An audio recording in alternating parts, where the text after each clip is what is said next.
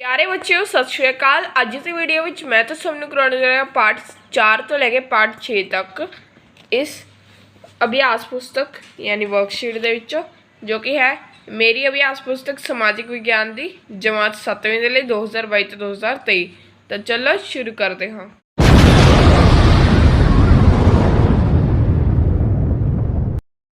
प्रश्न नंबर 1, जल के महान खंडा नूं डैश कहा जाता है। तो इसका उत्तर है महासागर। दूजा, पृथ्वी उपर डैश महासागर हैं। तो इसका उत्तर है 3। अगे, सागरां दे पानी कदे भी डैश नहीं रहिंदा। तो इसका उत्तर है शांत। नंबर 4, डैश सदका सारी महासागरां दा पानी आपस विच रलदा मिलदा रहिंदा है। अगे है नंबर 5, सारी धरती उपर डैश दी तपश इक्को जही नहीं हुंदी। तो इसका उत्तर सूरज। नंबर 6, खाड़ी दी धारा संसार दी सब तो महत्वपूर्ण डैश है। तो इसका उत्तर है उसन जलदर। अगे 7, भूमध्य रेखा के खेतर विच डैश चलदियां हन। तो इसका व्यापारिक पौना। अगे 8, पृथ्वी की दैनिक चाल भी डैश ध्रुवां की गति नूं प्रभावित करती है। अगे नंबर 9, जिस स्थान ते गर्म और ठंडी धारा आपस में मिलती है उत्थे डैश पैदा होती है। तो इसका धुंध। नंबर 10, महासागर के उतराव और चढ़ाव नूं डैश कहा जाता है। तो इसका जवार भाटा। अगे है प्रश्न नंबर 2, हेठ लिखे वाक्य सामने सही ते गलत का निशान लगाओ। महासागर दे पानी दे उतराव चढ़ाव नूं जवार भाटा यानी टाइड कहते हैं। तो इसका उत्तर सही। अगे, जिस थां ते गर्म और ठंडी धारा आपस में मिलदियां हन उस थां ते संघनी धुंध पैदा हो जाती है। तो इसका उत्तर सही। अगे, सुनामी ग्रीक भाषा का शब्द है। तो इसका उत्तर है गलत। महासागरां विच धारावां बड़े नियमित ढंग नाल एक थां तो दूजी थां ते चलदियां हन। अगे है प्रश्न नंबर 5, फाकलैंड की धारा ठंडे पानी की धारा है। तो इसका उत्तर है सही। नंबर 6, सुनामी का अर्थ समुद्र के कंढियां ते उठन वालियां उच्चियां समुद्री छल्लां तो है। तो इसका उत्तर है सही। अगे, धरती उपर सूरज की तपश इक्को जही रहिंदी है। तो इसका उत्तर है गलत। अगे नंबर 8, डैश महासागर आकार विच शांत महासागर नालों लगभग अद्धा है। तो इसका उत्तर है अटलांटिक। अगे है सूरज दी किरना ध्रुवां ते टेढ़ियां नहीं पैंदियां। तो इसका उत्तर सही। खाड़ी दी धारा मैक्सीको तो निकलती है। तो इसका उत्तर है सही। अगे है प्रश्न नंबर 3, सही मिलान करो। कनेरी की धारा ठंडी धारा, खाड़ी की धारा गर्म धारा, कुरोशिवो की धारा। तो इसका उत्तर है गर्म धारा। अगे है कैलिफोर्निया की धारा। तो इसका उत्तर ठंडी धारा। शांत महासागर। तो इसका उत्तर है सब तो वड्डा महासागर आर्कटिक महासागर। तो इसका उत्तर है सब तो छोटा महासागर। प्रश्न नंबर 4, सही विकल्प चुनो। एक बार बलजीत अपने चाचा जी नूं मिलन विदेश गया। उसके चाचा जी उसनूं घुमाउण लई एक इहो जी थां तो लैके गए जिथे धुंध ही धुंध सी। बलजीत ने इसका कारण पूछा तो उसके चाचा जी ने दस्सिया कि इत्थे खाड़ी की गर्म धारा warm water current of gulf अते लैब्राडोर की ठंडी धारा आपस नाल मिलती है, इसलिए इत्थे हमेशा धुंध रहिंदी है। दसो बलजीत दे चाचा जी उसनूं हेठ लिखिया विचों किस थां ते लैके गए। तो इसका उत्तर है नंबर 1, न्यू फाउंडलैंड। अगे है सुखदेव समुद्र के किनारे टहल रहा सी। आकाश विच पूर्णिमा का चन्न चमक रहा सी। अचानक ही उसने देखा कि समुद्र का पानी बहुत ही उपर उठन लग पिया। वह डर गया और घर वाल नूं दौड़ गया। की तुसीं दस सकते हो कि उस समय समुद्र विच किहड़ी घटना वापरी सी। तो इस नंबर 2, वड्डा जवार भाटा। अगे है नंबर 3, 26 दिसंबर 2004 का दिन सी।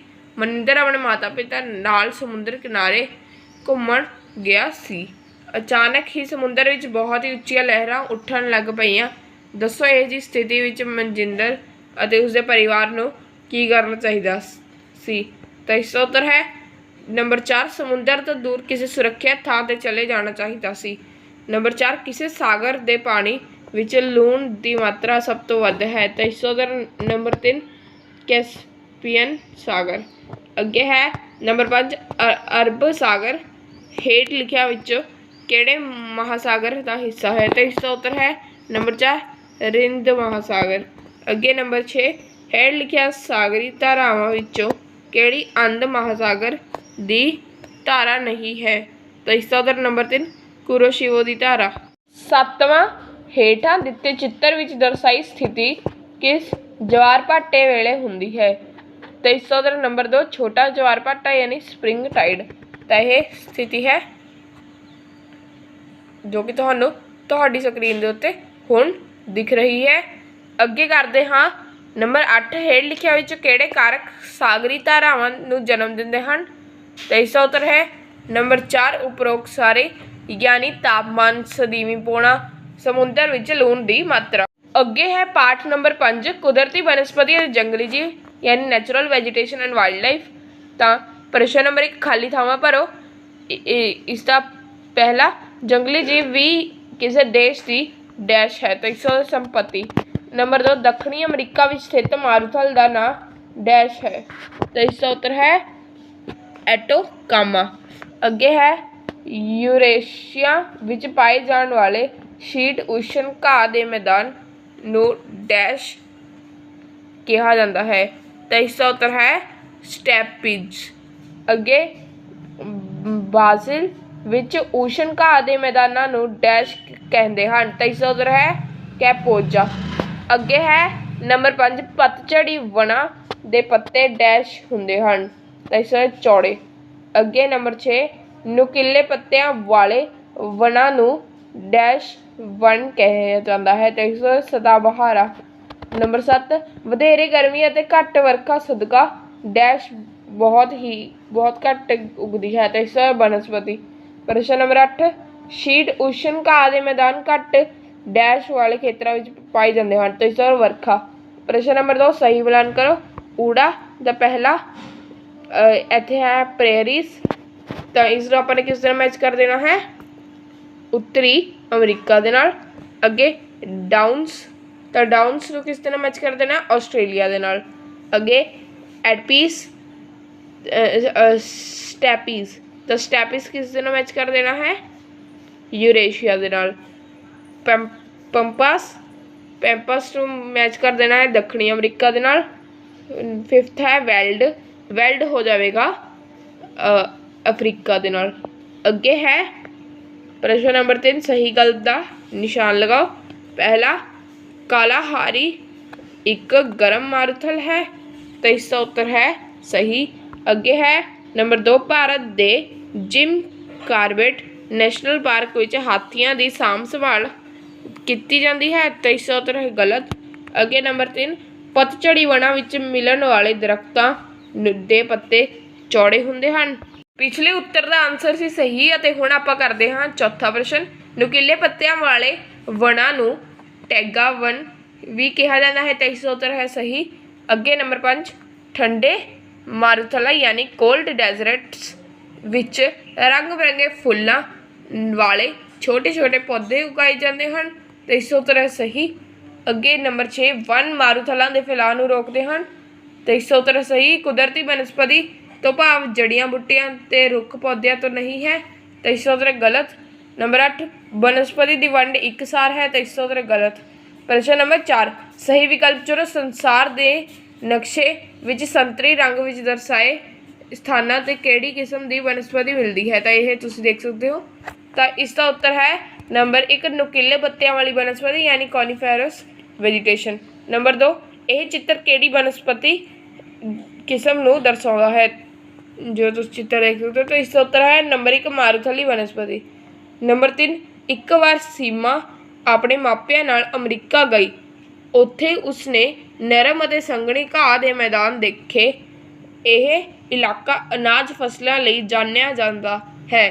अमरीका विच इस इलाके नू किस नाम नाल जानिया जाता है। तो इसका उत्तर नंबर 2 पंपास। अगे है प्रश्न नंबर 4 खुशप्रीत स्कूल ट्रिप ते गुजरात राज्य विच स्थित राष्ट्रीय वन विच गई। ਜਿਹੜਾ ਭਾਰਤ ਬੱਬਰ ਸ਼ੇਰਾਂ ਲਈ ਪ੍ਰਸਿੱਧ ਹੈ। ਖੁਸ਼ਪ੍ਰੀਤ ਕਿਹੜੇ ਰਾਸ਼ਟਰੀ ਪਾਰਕ ਵਿੱਚ ਗਈ ਸੀ? ਤੀਸਰਾ ਨੰਬਰ 2 ਗਿਰ। ਪ੍ਰਸ਼ਨ ਨੰਬਰ 5 ਡੇਵਿਡ ਦਾ ਘਰ ਇਹੋ ਜਿਹੇ ਇਲਾਕੇ ਵਿੱਚ ਹੈ ਜਿੱਥੇ ਇਹੋ ਜਿਹੇ ਜੰਗਲ ਪਾਏ ਜਾਂਦੇ ਹਨ ਜਿਨ੍ਹਾਂ ਦੀਆਂ ਟਾਹਣੀਆਂ ਆਪਸ ਵਿੱਚ ਮਿਲ ਕੇ ਛਤਰੀ ਦਾ ਰੂਪ ਧਾਰਨ ਕਰ ਲੈਂਦੀਆਂ ਹਨ। ਇਸ ਇਲਾਕੇ ਵਿੱਚ ਅੱਤ ਦੀ ਗਰਮੀ ਪੈਂਦੀ ਹੈ ਅਤੇ ਸਾਰਾ ਸਾਲ ਵਰਖਾ ਹੁੰਦੀ ਹੈ। ਕੀ ਤੁਸੀਂ ਦੱਸ ਸਕਦੇ ਹੋ ਕਿ ਡੇਵਿਡ ਦਾ ਪਿੰਡ ਕਿੰਨੇ ਡਿਗਰੀ ਅਕਸ਼ਾਂਸ਼ਾਂ ਵਿਚਕਾਰ ਸਥਿਤ ਹੈ? ਤਾਂ ਇਹ 4 ਹਨ ਆਪਸ਼ਨਾਂ।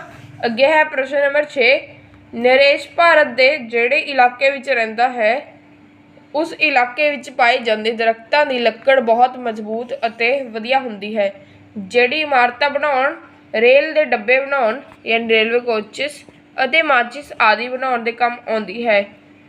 ਇੱਥੇ ਬਹੁਤ ਤਰ੍ਹਾਂ ਦੇ ਫਲ ਅਤੇ ਸੁੱਕੇ ਮੇਵੇ ਦੇਣ ਵਾਲੇ ਦਰੱਖਤ ਵੀ ਮਿਲਦੇ ਹਨ।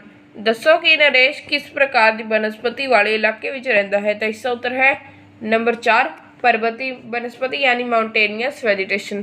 ਅੱਗੇ ਹੈ ਨੰਬਰ 7 ਹੇਠ ਲਿਖੇ ਤਸਵੀਰਾਂ ਨੂੰ ਦੇਖ ਕੇ ਦੱਸੋ ਕਿ ਇਹਨਾਂ ਵਿੱਚੋਂ ਕਿਹੜੇ ਜੀਵ ਦੀ ਹੋਂਦ ਖਤਰੇ ਵਿੱਚ ਹੈ? ਤਾਂ ਇਹ ਤੁਸੀਂ ਦੇਖ ਸਕਦੇ ਹੋ। ਤਾਂ ਇਸ ਦਾ ਉੱਤਰ ਨੰਬਰ 2 ਗੈਂਡਾ। ਪ੍ਰਸ਼ਨ ਨੰਬਰ 8 ਸਮੀਰ ਆਪਣੇ ਸਾਥੀਆਂ ਨਾਲ ਘੁੰਮਣ ਲਈ ਇੱਕ ਡੈਲਟਾਈ ਖੇਤਰ ਵਿੱਚ ਗਿਆ। ਇਹ ਇਲਾਕਾ ਪ੍ਰਸਿੱਧ ਰਾਇਲ ਬੰਗਾਲ ਟਾਈਗਰ ਦਾ ਘਰ ਮੰਨਿਆ ਜਾਂਦਾ ਹੈ। ਦੱਸੋ ਸਮੀਰ ਆਪਣੇ ਸਾਥੀਆਂ ਨਾਲ ਘੁੰਮਣ ਲਈ ਹੇਠ ਲਿਖਿਆਂ ਵਿੱਚੋਂ ਕਿਹੜੀ ਥਾਂ ਤੇ ਗਿਆ ਸੀ? ਤਾਂ ਇਸ ਦਾ ਉੱਤਰ ਹੈ ਨੰਬਰ 3 ਸੁੰਦਰਬਨ ਡੈਲਟਾ। ਪ੍ਰਸ਼ਨ ਨੰਬਰ 9 ਭੂ-ਮੱਧ ਰੇਖਾ ਵਨਾਂ ਨੂੰ ਹੋਰ ਕਿਹੜੇ ਨਾਮ ਨਾਲ ਜਾਣਿਆ ਜਾਂਦਾ ਹੈ? ਤਾਂ ਇਸ ਦਾ ਨੰਬਰ 3 ਸਦਾਬਹਾਰ ਵਨ ਯਾਨੀ ਐਵਰਗ੍ਰੀਨ ਫੋਰੈਸਟ। ਨੰਬਰ 10 ਜੰਗਲਾਂ ਤੋਂ ਪ੍ਰਾਪਤ ਲੱਕੜੀ ਵਿੱਚੋਂ ਕਿੰਨੀ ਪ੍ਰਤੀਸ਼ਤ ਲੱਕੜੀ ਬਾਲਣ ਦੇ ਰੂਪ ਵਿੱਚ ਵਰਤੀ ਜਾਂਦੀ ਹੈ? ਤਾਂ ਇਸ ਦਾ ਨੰਬਰ 1 30%।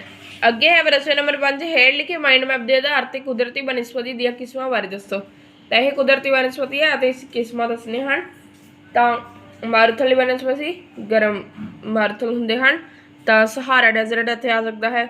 ਅੱਗੇ ਠੰਡੇ ਮਾਰੂਥਲ ਜੋ ਹੁੰਦੇ ਹਨ ਨਿੱਕੇ ਨਿੱਕੇ ਵੱਖ-ਵੱਖ ਰੰਗਾਂ ਦੇ ਪੌਦੇ ਉੱਗਦੇ ਹਨ ਇੱਥੇ ਅਤੇ ਇੱਥੇ ਬਰਫ਼ ਵੀ ਹੁੰਦੀ ਹੈ।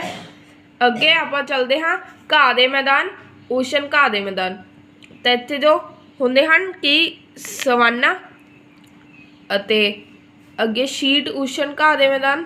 ਤਾਂ ਇੱਥੇ ਆ ਜਾਵੇਗਾ ਕਿ ਜੋ ਪਸ਼ੂਆਂ ਲਈ ਕਈ ਠੰਡੀਆਂ ਜਗ੍ਹਾਵਾਂ 'ਤੇ ਹੁੰਦੇ ਹਨ। ਅੱਗੇ ਹੈ ਵਣ ਭੂ-ਮੱਧ ਰੇਖਾ ਵਣ।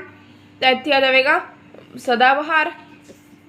ਇੱਥੇ ਨੁਕੀਲੇ ਪੱਤਿਆਂ ਵਾਲੇ ਵਣ ਸਭ ਤੋਂ ਮਹੱਤਵਪੂਰਨ ਅਤੇ ਕੀਮਤੀ ਵਣ ਇਹ ਹੁੰਦੇ ਹਨ। ਅਤੇ ਆਖਿਰ ਵਿੱਚ ਮੌਨਸੂਨੀ ਜਾਂ ਪਤਝੜੀ ਵਣ। ਅੱਗੇ ਹੈ ਪਾਠ 6 ਮਨੁੱਖੀ ਵਾਤਾਵਰਣ ਬਸਤੀਆਂ ਆਵਾਜਾਈ ਅਤੇ ਸੰਚਾਰ human environment settlements means of transport and communication. ਪਹਿਲਾ ਕੇਪ ਮਾਰਗ ਯਾਨੀ ਕੇਪ ਰੂਟ। ਤਾਂ ਇਸ ਦਾ ਉੱਤਰ ਕੀ ਹੈ? ਬੰਦਰਗਾਹ। ਅੱਗੇ ਨੰਬਰ 2 ਕਲਕੱਤਾ। ਤਾਂ ਕਲਕੱਤਾ ਕੀ ਹੈ ਇੱਥੇ? ਕਲਕੱਤਾ ਨੰਬਰ 2 ਹੈ। ਤਾਂ ਇਹ ਬੰਦਰਗਾਹ ਜਾਵੇਗਾ। ਅਤੇ ਜੋ ਪਹਿਲਾ ਕਰਾਇਆ ਸੀ ਪਹਿਲੇ ਦਾ ਆਵੇਗਾ ਵਾਸਕੋ ਡੀ ਗਾਮਾ। ਅੱਗੇ ਨੰਬਰ 3 ਸਵੇਜ਼ ਨਹਿਰ। ਤਾਂ ਇਸ ਦਾ ਜਾਵੇਗਾ ਸਮੁੰਦਰੀ ਮਾਰਗ। ਅੱਗੇ ਮੈਟਰੋ ਰੇਲਾਂ। ਮੈਟਰੋ ਰੇਲਾਂ ਦਾ ਜਾਵੇਗਾ ਭੂਮੀਗਤ ਰੇਲ ਆਵਾਜਾਈ ਮਾਰਗ।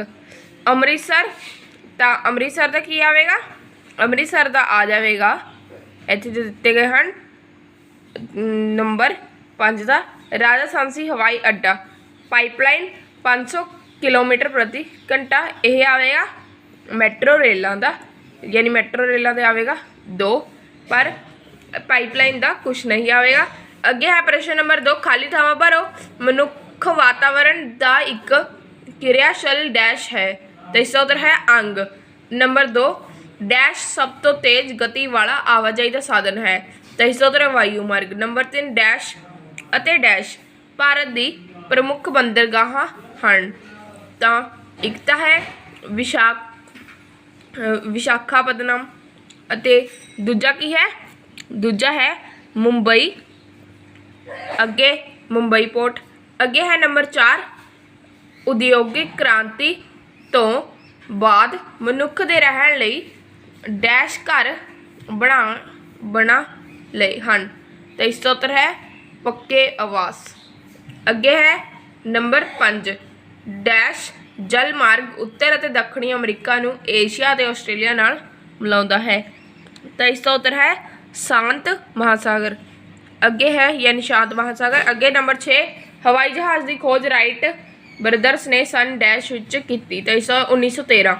अगे जापान की बुलेट ट्रेल गड्डी डैश प्रति घंटे की रफ्तार नाल चलती है। तो इसका 500 किलोमीटर। अगे है नंबर 8 डैश राही असी घर बैठे संसार नाल जुड़े सकते हाँ। तो इसका संसार दे साधना। अगे है प्रश्न नंबर 3 सही गलत का निशान लगाओ। मुंबई भारत की एक प्रसिद्ध बंदरगाह है। तो इसका उत्तर सही। अगे वायु मार्गां के विकास कारण अज पूरा संसार एक ग्लोबल पिंड बन गया है। तो इसका उत्तर है सही। अगे है नंबर 3 मनुख ने सब तो पहला नदी घाटियां नेड़े रहना शुरू किया। तो इसका उत्तर है सही। नंबर 4 मनुखी बस्तियां के विकास विच पानी की कोई भूमिका नहीं होंदी। तो इसका उत्तर है गलत। नंबर 5 अखबार संचार का सब तो तेज गति वाला साधन है। तो इसका उत्तर है गलत। नंबर 6 भारत में गंगा ते ब्रह्मपुत्रा दरिया अंदरूनी जल मार्ग का काम करते हैं। अगे है अमृतसर राजा सांसी हवाई अड्डा पंजाब विच नहीं है। तो इसका उत्तर है गलत। अगे सवेज नहर भूमध सागर और लाल सागर नूं मिलाउंदी है। अगे है सही विकल्प चुनो। एक रमेश अपने चाचा जी नूं मिलण लई लैनिनग्राड गया। उत्थे उसने व्लादिवोस्टोक घूमण दा प्रोग्राम बनाया। इस दे लई ओह एक रेल गड्डी विच बैठे।